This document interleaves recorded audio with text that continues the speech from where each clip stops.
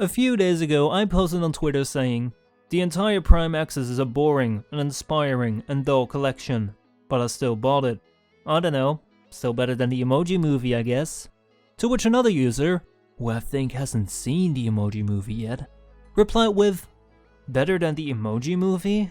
I hope you realize that's not saying much by comparing a $100 Prime Access to whatever that movie is. Well, my fellow Twitter friend, me even comparing this Prime Access to the Emoji Movie, you know, it kinda says a lot.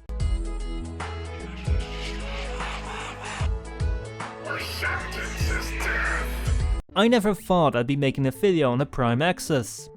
Ever. Because generally there isn't much to say about them. As much as things like Mac Prime, Ash Prime, or Loki Prime may not be your particular favorites, there are always some redeeming features that make Prime Access worth your money. Or time. However, when I look at the Hydroid Prime Access, I can find nothing that comes even close to be called redeeming. Now it doesn't matter whether I spend $100, $20 or $10 on any piece of media. Whenever I decide to consume it, I expect at least some degree of entertainment.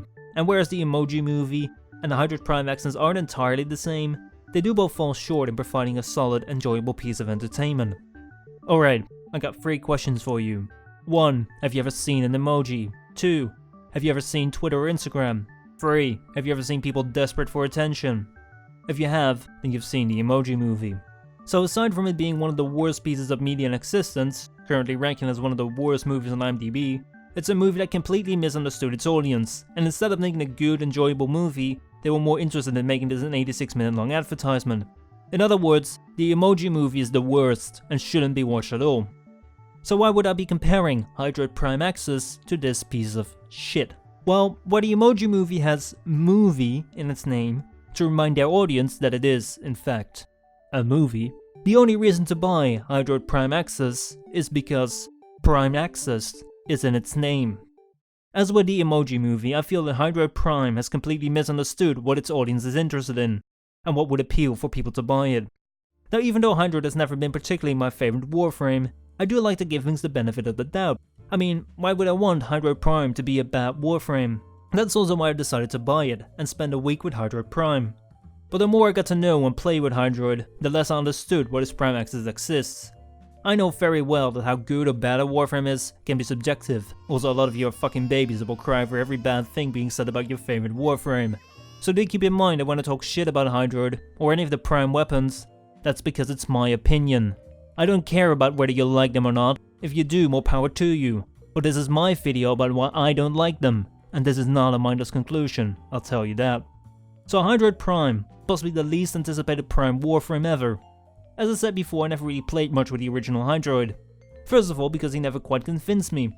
And secondly, because I'm not really fond of walking around as a giant gummy bear. I'm a gummy bear, yes I'm a gummy bear. Oh, I'm a yummy, tummy, funny, lucky gummy bear. But I guess that's just me. So when I got my hands on Hydroid Prime, it was a rather interesting experience. Now Hydroid is generally seen as a crowd control Warframe, and with 2 of his powers allowing him to damage a multitude of enemies at once, and his second allowing him to move around quickly, his purpose makes sense. On paper. But when you take him out of the simulacrum, things start to get worse. I've lost count how many times I've summoned the Kraken, only to see a Nidus snatching the targets away from me, or to see an Ember obliterating the enemies that had fallen into my puddle. Overall, Hydra's attacks feel slow and chaotic, something that would work if there was a flood of enemies, but with other Warframes around he's always outclassed. Snapping on a Rage and Curative Undertow could potentially increase his survivability, something that worked great for making Oberon a fun and viable Warframe to play with. Even though this does work, it doesn't come close to how well it works for Oberon, and that's Hydra's biggest problem. Whatever there is that Hydra does or can do, it's always done better by another Warframe. As a defense Warframe, he's pointless against Frost and Fuban. As a crowd control, he's too slow, and survivability wise he's outdone by many. Because of this, Hydra just lacks character. Why would you choose Hydroid if you got other options? The same can be said for the Ballistica Prime and the Nami Scala. They're by far not the worst weapons when it comes to dealing damage or usefulness, but I'd rather have a weapon that's so bad that it's fun than a weapon that's just sitting in the boring middle. It just doesn't inspire me in any way to go and use it again. Whenever you decide to sell something, you want something that attracts a lot of people, something that many people like. So when a Prime Access is released, you expect that at least one or more of the important items, like the weapons of the Warframe, to be one that's used frequently within the player base. Before we had items like Oberon Prime, Euphona Prime, and Falke Prime, which all have their dedicated fanbases. Now I'm not saying that all primes ever released should be from the most popular weapons and warframes. That'd be fucking boring. However, I find it rather peculiar that none of the items offered can be found anywhere in people's profiles as most used or favourite gear. The tweet I replied to was in fact a poll by Quiet Shy, where she asked if people actually cared about Inami Scala Prime.